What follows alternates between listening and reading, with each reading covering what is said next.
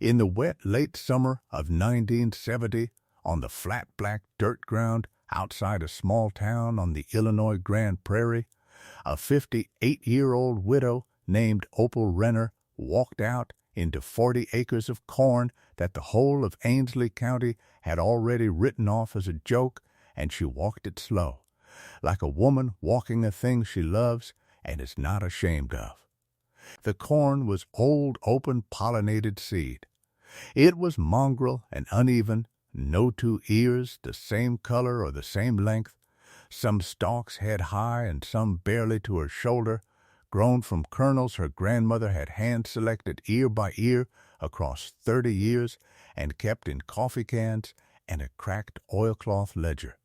Every man who drove the gravel past her fence had gone to the new certified hybrid seed, the bright uniform kind sold off the same handful of parent lines, and the coffee drinkers down at the elevator had a name for her, and they laughed about it through 2 full planting seasons, right up until the morning the Blight came up out of the south on a warm, wet wind and grayed 10,000 acres of that fashionable hybrid corn to standing straw, every field for miles, every field but hers.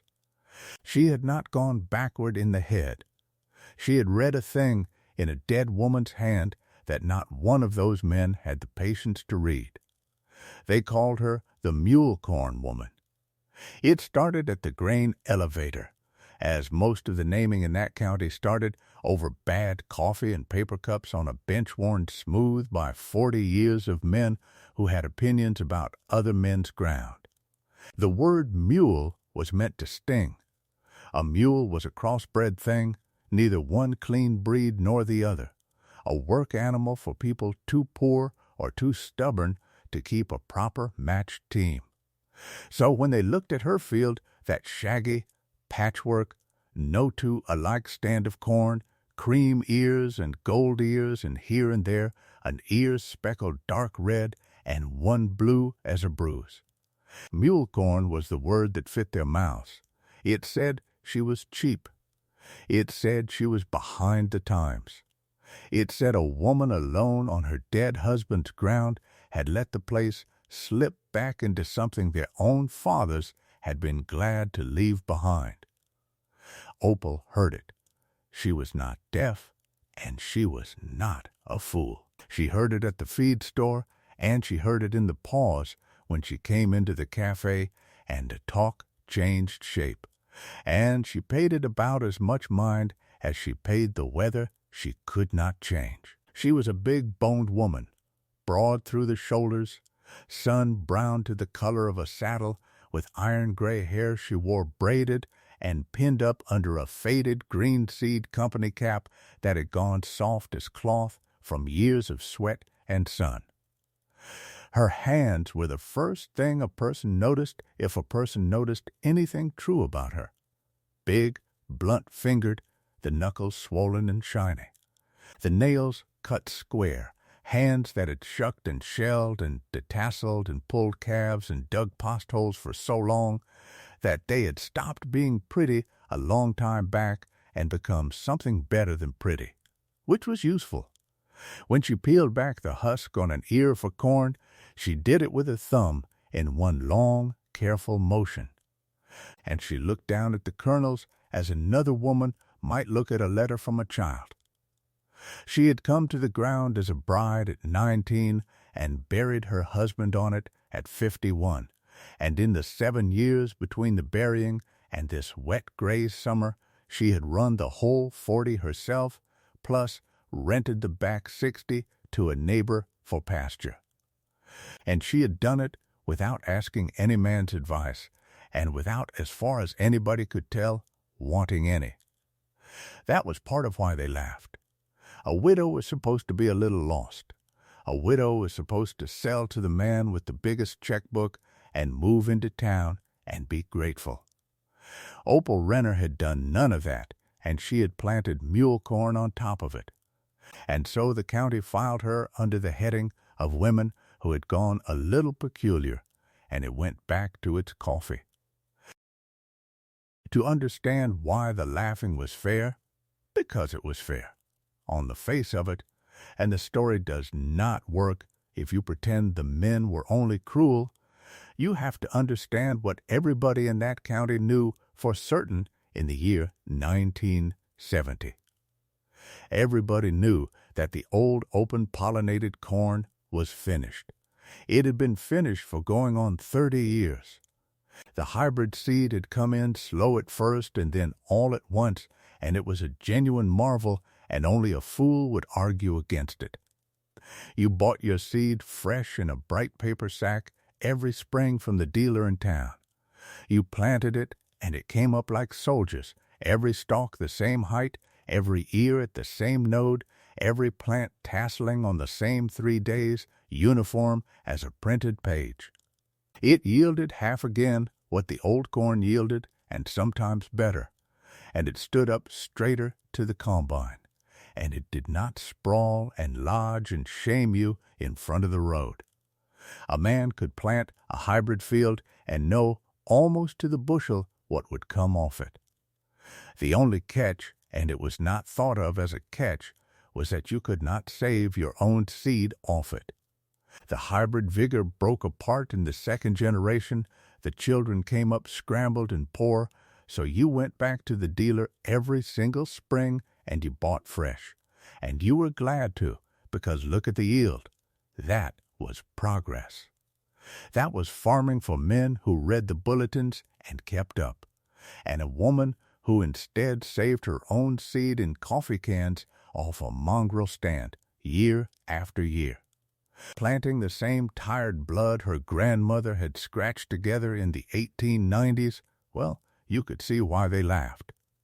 From where they stood, she was leaving money in the field on purpose, out of grief or thrift or plain contrariness, and there is no sight a farming man finds more foolish than money left in a field.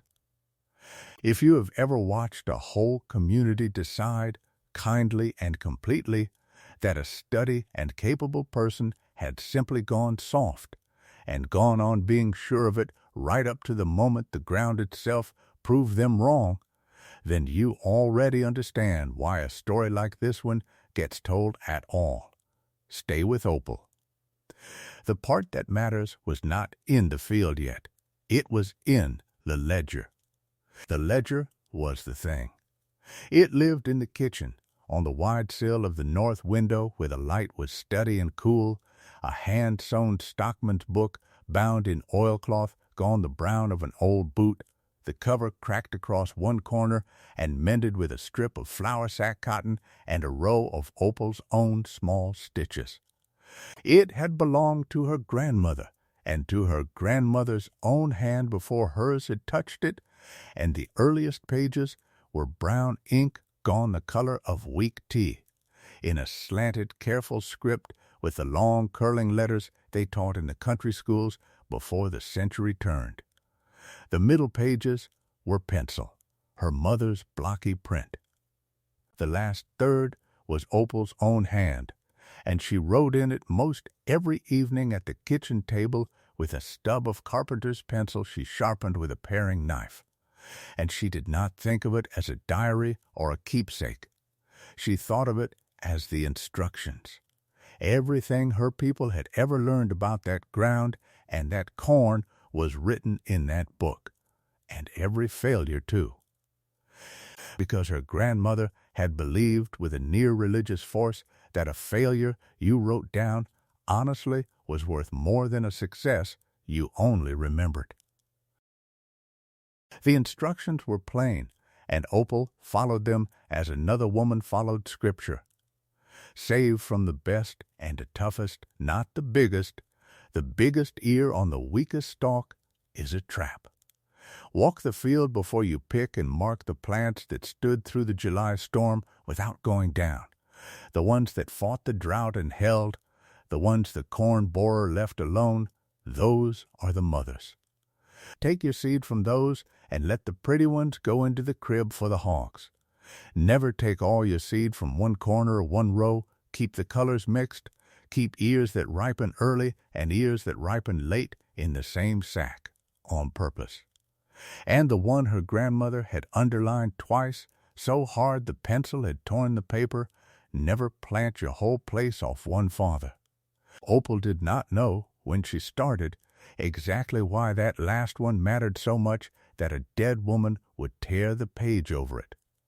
She only knew that it was written, and that the woman who wrote it had fed a family through the hard years, and so she did as she was told. She kept the blood mixed. She kept the corn mongrel.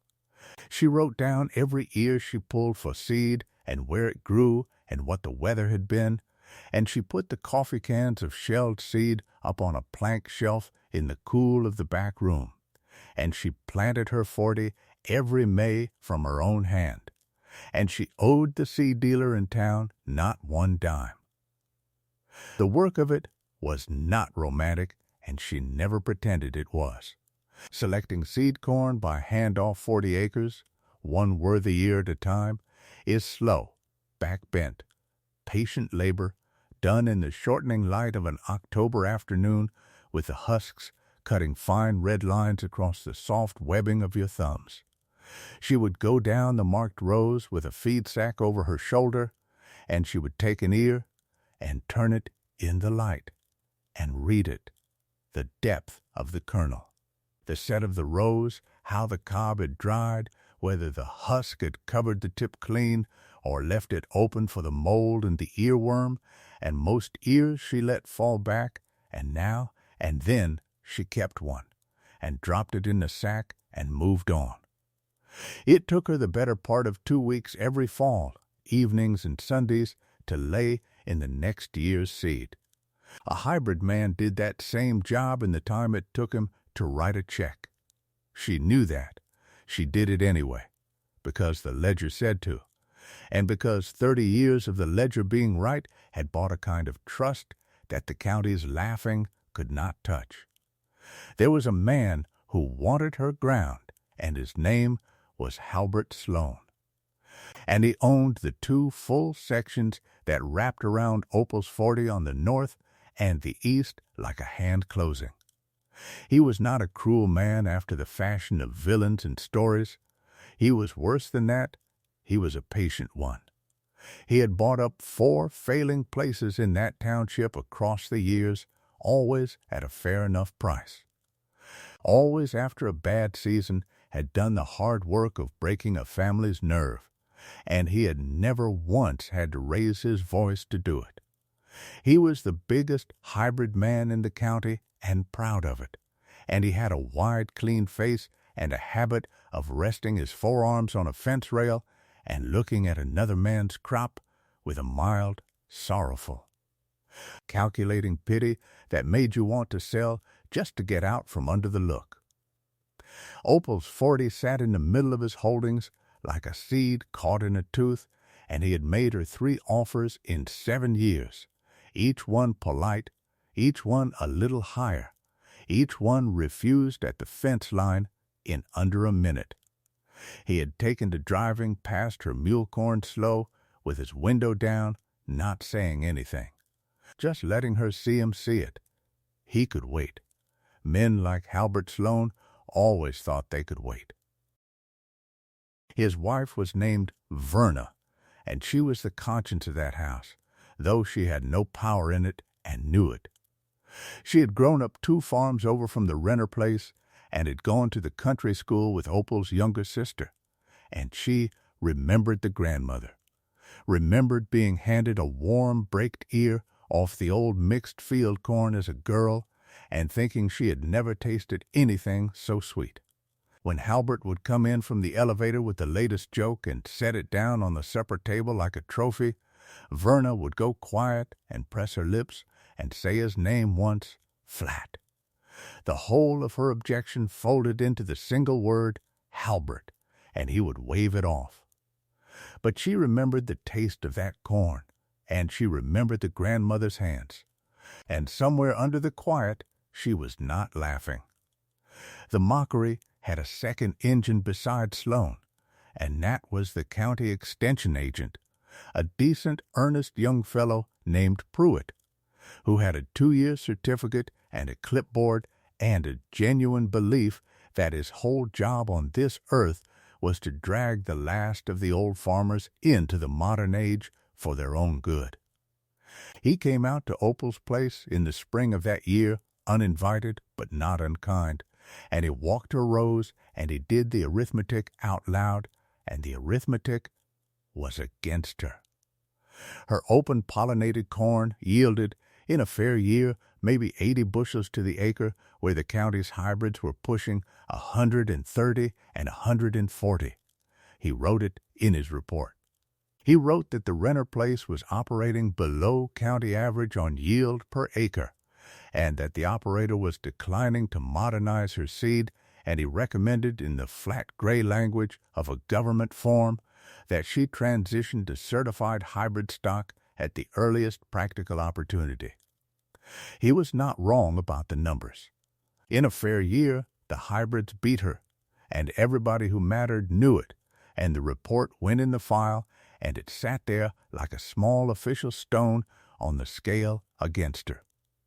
1970 came in warm and wet and beautiful, and that was the cruelest part, because for a while it made the laughing men look like prophets. The spring was early and generous, rain when you wanted it and sun when you wanted it, and the hybrid corn rose up out of that black prairie ground like it had somewhere to be. By the middle of June, the county's fields were a single sheet of dark uniform green, waist high on the 20th and shoulder high by the 4th, every stalk a match for its neighbor. The prettiest even stand anybody could remember, tasseling all together across whole sections in the same 3 days like the whole earth had agreed on a plan. Men drove the roads just to look at it. Halbert Sloan stood at his fence with his forearms on the rail and looked at his 2 sections of flawless matched hybrid. And then he looked across at Opal's ragged patchwork 40, where the stalks came up every which height and tasseled over a span of 2 full weeks, because no 2 of them kept the same clock, and he did not even bother to say anything. He just smiled and got in his truck. It was the summer he was surest he had won. And Opal, if you had asked her that June, and nobody did, would not have been entirely sure he was wrong. This is the part that a person telling the story too quick will skip, and it should not be skipped, because it is the truth of what it costs to hold a thing everybody sane is telling you to let go. She was tired.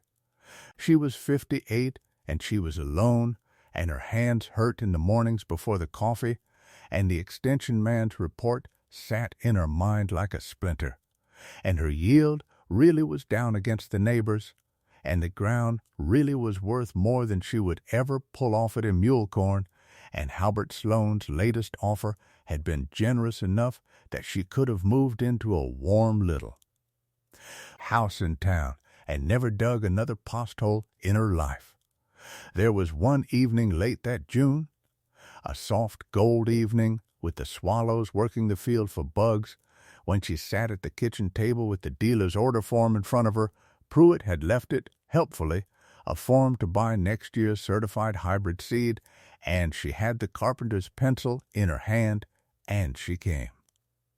As near as she ever came in her whole life to signing it. She sat there a long while in the failing light. Then she put the order form aside, unsigned, and she pulled the oilcloth ledger over in front of her instead, and she opened it, and she read the oldest page again, the one her grandmother had torn with the pencil, and after a while she wrote a single line of her own beneath the day's date, and it steadied her, and she went to bed. She did not sign the form the next day either. That was the closest the county ever came to winning, and no one but Opal ever knew it happened. What the oldest page said, and here is the thing that had been sitting in that kitchen window the whole time. The answer in a dead woman's hand that Pruitt with his clipboard and Sloan with his 2 sections had never once thought to go looking for was this. Her grandmother had written it in the tea-brown ink in the bad winter after a sickness had come through the corn in the old country her own mother had come from, a rust or a smut that had taken field after field. And what she had written in the long, curling schoolhouse letters was that a field of all alike corn is not a field at all.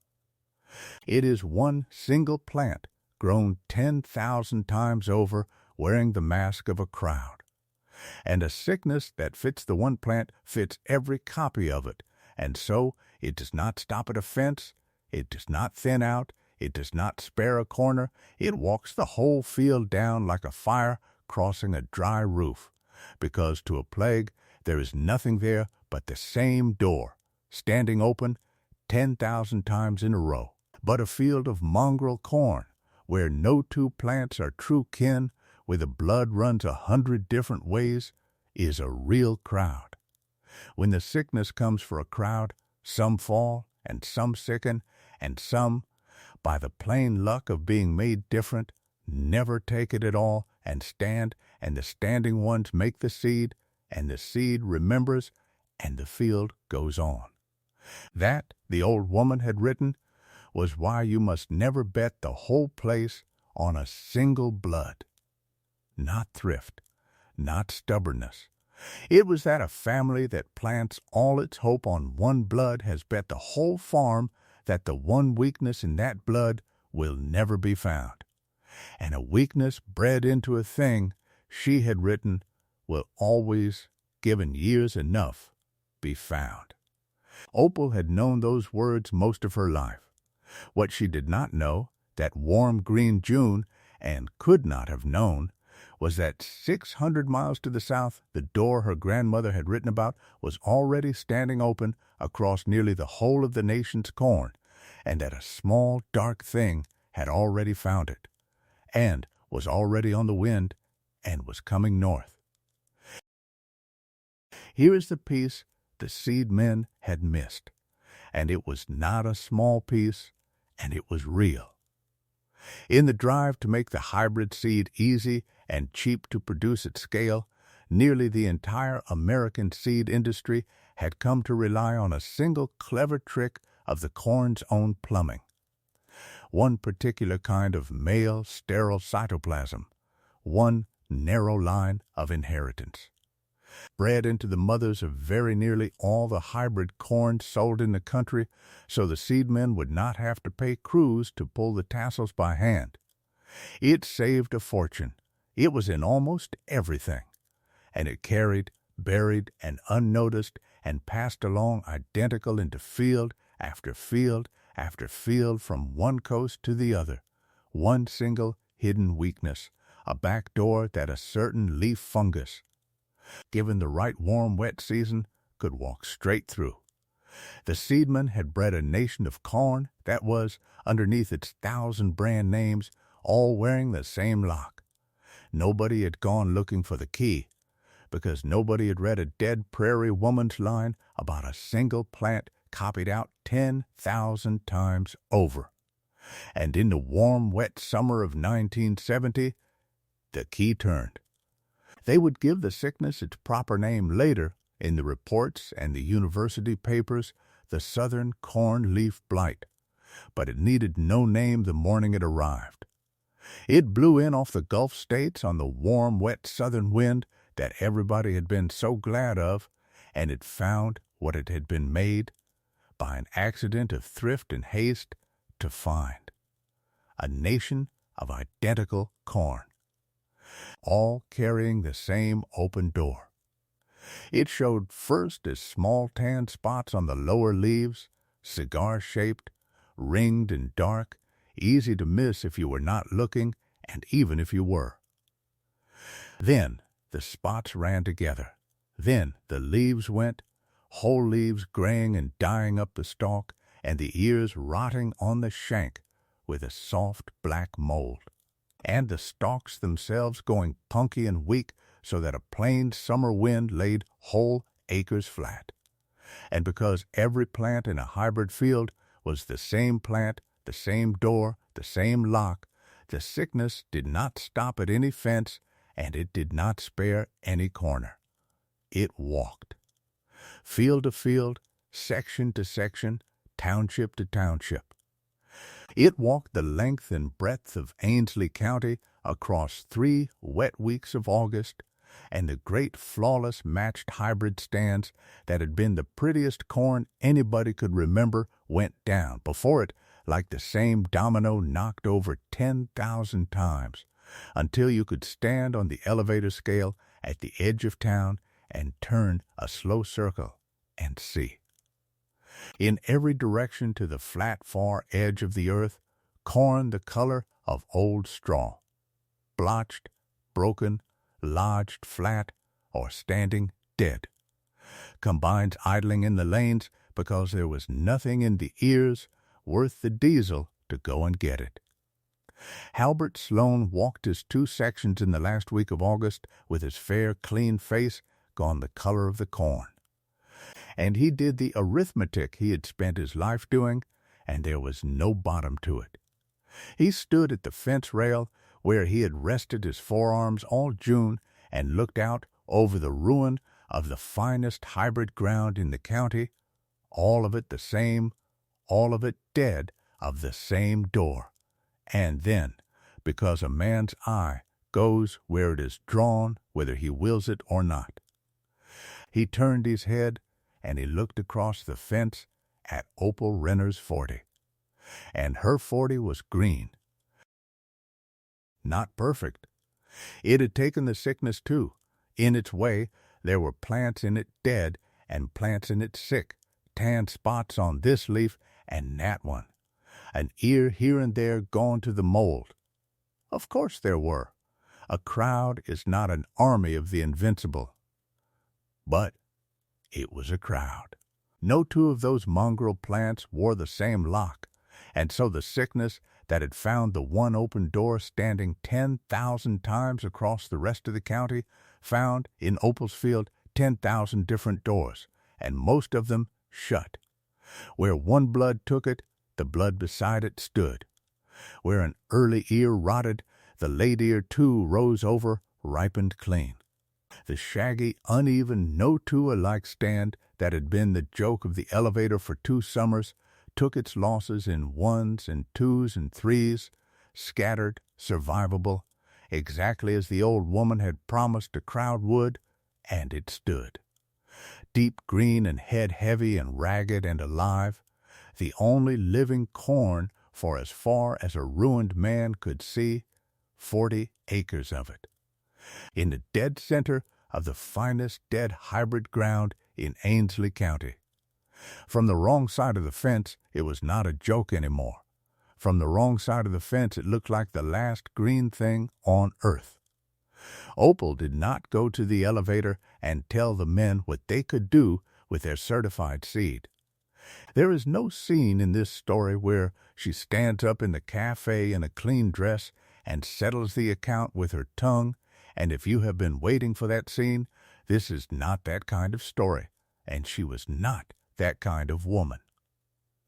She walked her green field morning and evening, as she always had, and she pulled her seed that fall off the toughest of the standing plants. Just as the ledger said, one worthy ear at a time down the marked rows, and she wrote it all down in the oilcloth book by the north window in the evenings, and she let the county come to her. And the county came. The first to cross the fence was not a grown man at all, or not quite one yet. It was Halbert Sloan's boy, 17 years old and gangling and raised to be proud. And he walked up the lane on foot one evening near dark in September, with his father's kind of face on him but none of his father's certainty, and he stopped at the edge of the yard and took off his cap and held it against his chest with both hands like a boy at a graveside, and he waited to be noticed. Opal came out onto the step and dried her hands on her apron and looked at him, and did not help him, because some things a person has to get all the way out on his own. "My father didn't send me," the boy said at last. "He doesn't know I'm here. He turned the cap in his hands. We lost the whole of it. Both sections. He looked past her toward the back room, where a person who knew could just see the row of coffee cans in the last of the light. I came to ask, could I buy a few bushels of your seed corn? To start back. Just a few bushels. We can pay. Opal looked at the boy a long moment, and then she looked past him at the dead gray sections that were his father's and would someday be his, and something in her face that had been braced for 2 summers eased. It was not triumph. A person watching close would have said it was more like relief, the plain relief of a woman who had been right in the dark for a long time and was only now, in front of one honest, frightened boy, allowed to set the weight of it down. "Come up on the step," she said. "I'll not sell you seed off a handshake in the dark. You'll come back in the daylight, and I'll walk you the rows and show you what I kept and why, and you'll write it down. Because if you don't understand it, you'll only plant it once and lose it. Tell your father I said the corn's for sale. The knowing's free."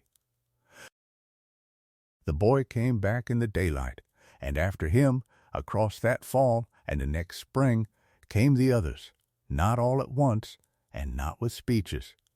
A farming county apologizes as it does everything, sideways and through work. Men who had laughed for 2 summers came up that gravel lane 1 and 2 at a time, with their own caps in their own hands. And some of them managed the words, and some of them could only stand at the crib door and buy their bushels and mumble at the ground, and one older man, a loud one from the elevator bench, who had coined the word mule corn in the first place, stood in her yard turning his hat and got it out whole and plain.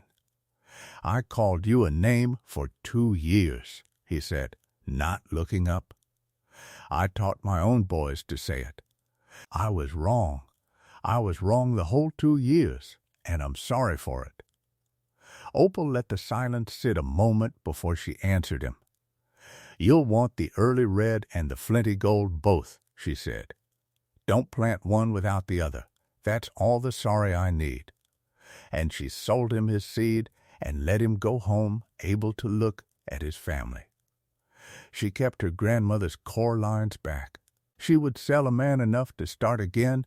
She would not sell the family blood down to nothing to any checkbook, not even now. Especially not now.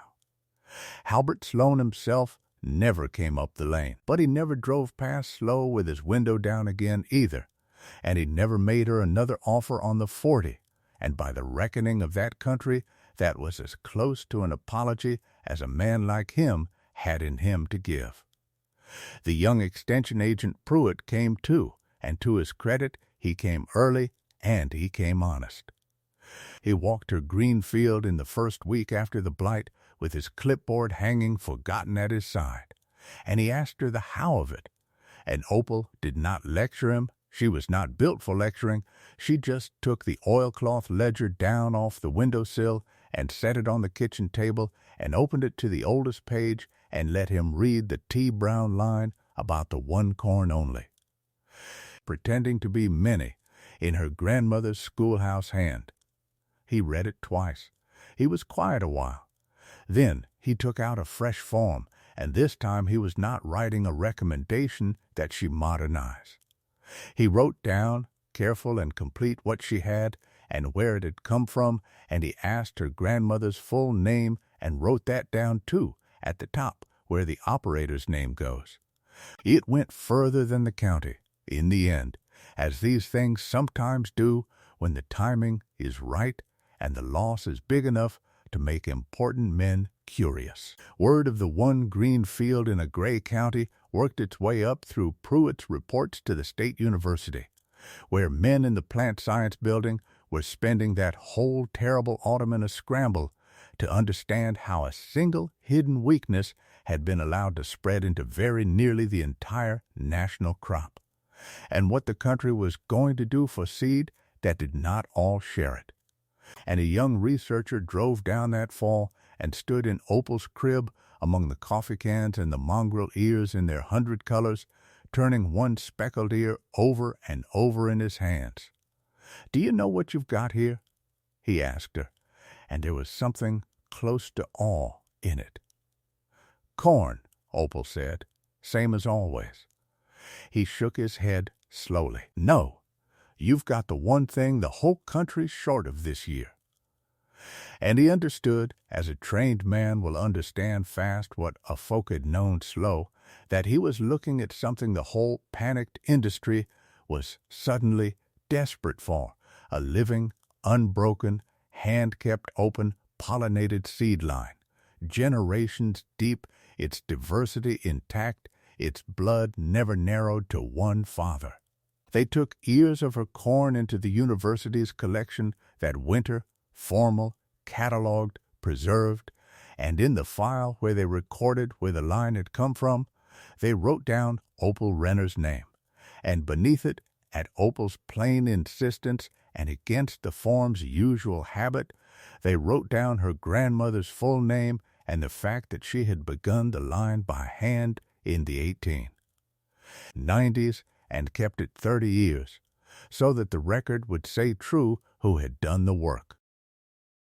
The Blight year taught the seedmen their lesson, and he learned it, because a lesson that cost the country roughly 1 ear of corn in every 7 gets learned.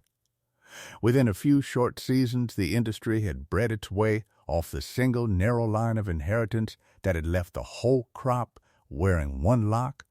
They widened the blood on purpose, deliberately, so that no one door could ever again be left standing open across a nation of identical corn. It was, when you stood back from it, exactly the thing a dead prairie woman had torn a page over in the bad winter after a sickness in the old country. Do not stake the whole farm on one father, learned again at ruinous cost by an entire industry that would have called her backward to her face. The seedmen did not know her name. They did not need to.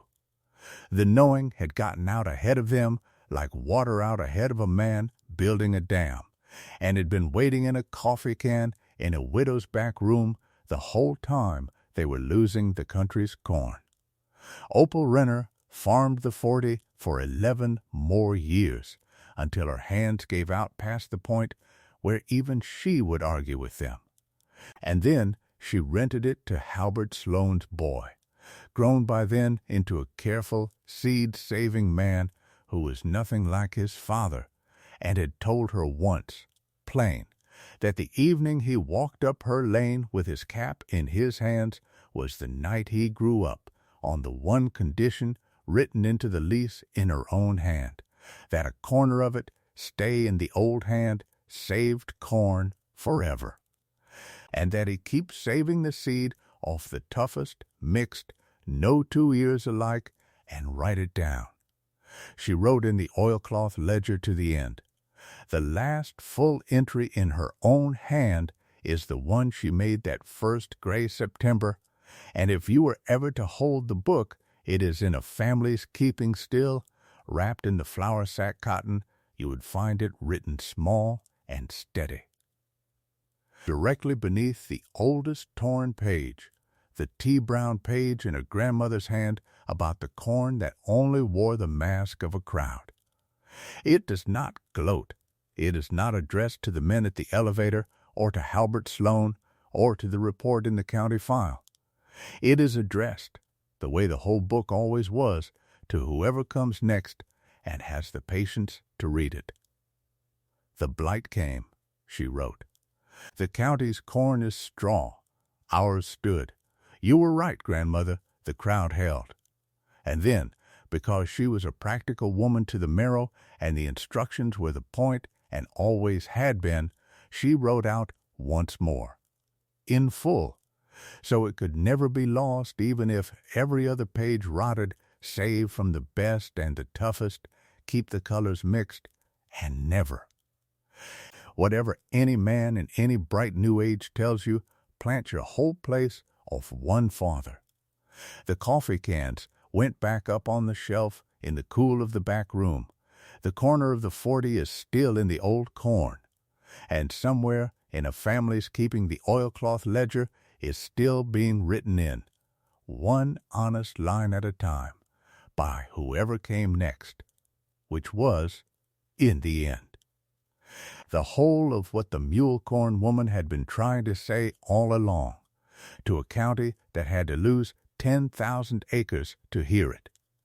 If you have made it this far into the story of a widow who kept a mongrel field of corn because a dead woman told her to, and watched a whole county learn the hard cost of everything looking the same, then somewhere in you there is a coffee can of something worth keeping too. So tell me, down in the comments, was Opal Renner only lucky the Blight found her out? Or was the luckiest thing about that 40 acres that no 2 ears of it were ever the same? Stay with these stories. There is one of them in every county in America, and the ledger is never quite finished.